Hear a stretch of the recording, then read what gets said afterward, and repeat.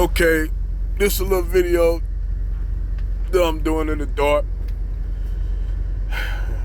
And I know everybody want to look at this new Cleopatra movie, documentary that's coming out on Netflix. And I'm gonna be honest with y'all, it's getting ready to be some butt hurtiness. Lot of butt hurtiness. Now, in order to make sense out of all this, you got to go back a few years later, before the Battle of Gaugamela, which Alexander fought against the Persians, the academic Persians, under Darius. Well, we all know he had conquered Egypt before Egypt. Well, it really wasn't really a conquest. He just walked right into Alexandria.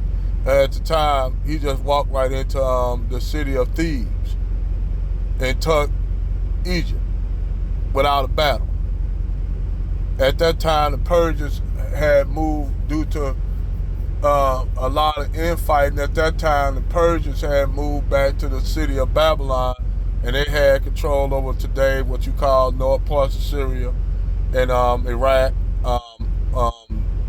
parts of Anatolia. They still held those, but Egypt, they lost.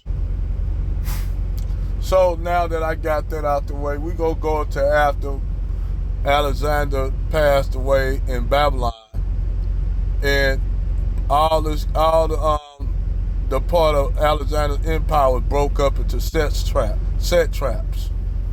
So what you had was the satrap of Egypt was controlled by one of his best friends, Ptolemy Soter.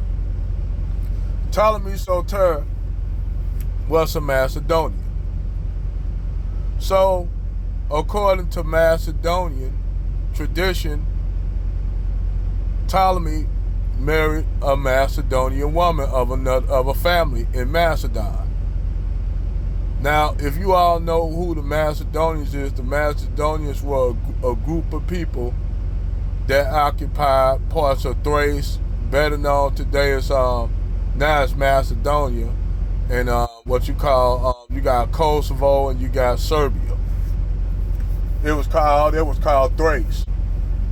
So this whole notion that Cleopatra was an ancient Kimite, she was not a Kimite. She was not Egyptian. She's not even from the royal Egyptian bloodline. She was an invader from the invader family, which are the Macedonians, the Ptolemy bloodline. She was not Egyptian. So when these white people was kind of upset about it, yeah, they was upset, and I was upset about it too, because if you're gonna do a movie, they never want to go and do all the pre-dynastic pharaohs to do a movie, a documentary or a movie, even going back to the first pharaohs, which now they find it, the farther they go back, they finding more pharaohs that goes back even further, and all of them have Negroid skeletal features, sub-Saharan African features, which for years and years, Europeans debated with Chaka Anta Diop about where the Egyptians originated from, and they tell their story. They originated from the south. Now, to kill this so-called quote-unquote what you consider Semitic Mediterranean idea of the Egyptians, why would these people move after the invaders come in? Why would they always go to Upper Egypt or Upper Nubia to the south? Why would they go and move further south if they were a people from what you would consider Arabia or the Middle East? Why would they move further south? Because they came from the south. And by this time, when the Persians got in, basically northern Egypt, the geographics of northern Egypt, or what they would consider the Greeks called Egypt, have changed. So you had already several invasions by the Assyrians, then the Persian Medos and Medo Empire, they intermarried, and then you had later on the Macedonians or Greeks. So at that time, northern Egypt, if you look at northern Egypt today, especially in the major metropolis like Cairo, Alexandria, Memphis, they do not reflect the majority of the people that live out in the rural countryside or live down the Nile. If you ever been to Egypt, which I have the pleasure of going to Egypt, and they want to tell you how they want to whitewash Egypt.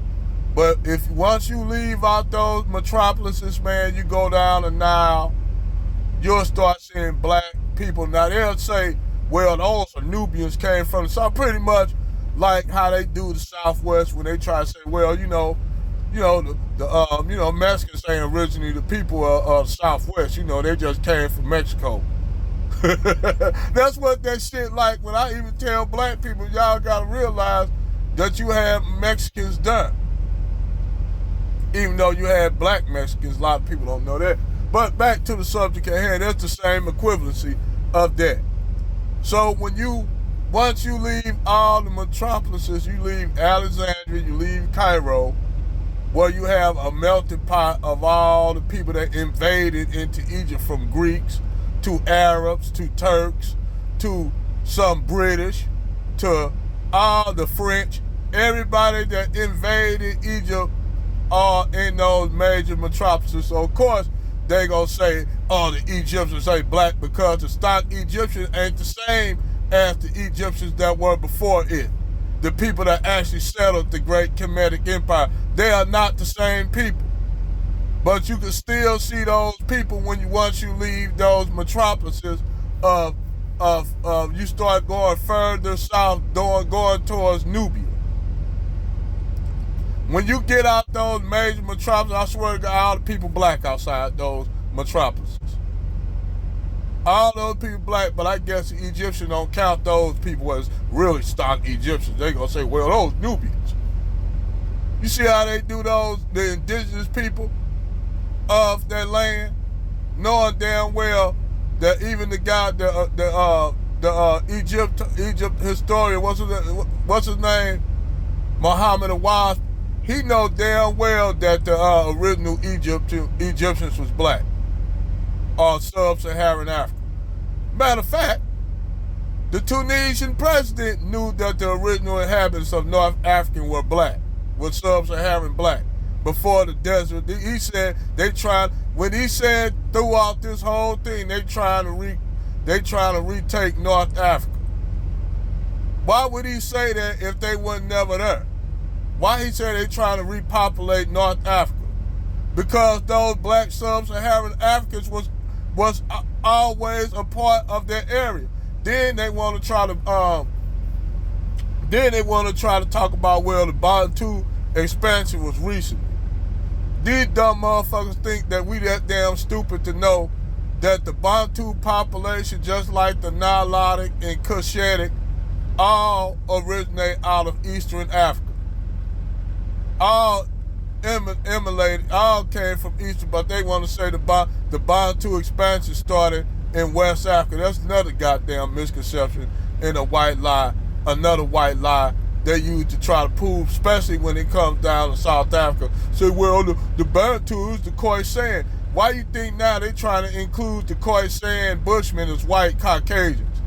You see how but one time the white people try to wipe the Khoisan out. You see how these man, I'm just saying, you see how these people try to play mind games with us? With people who actually know history.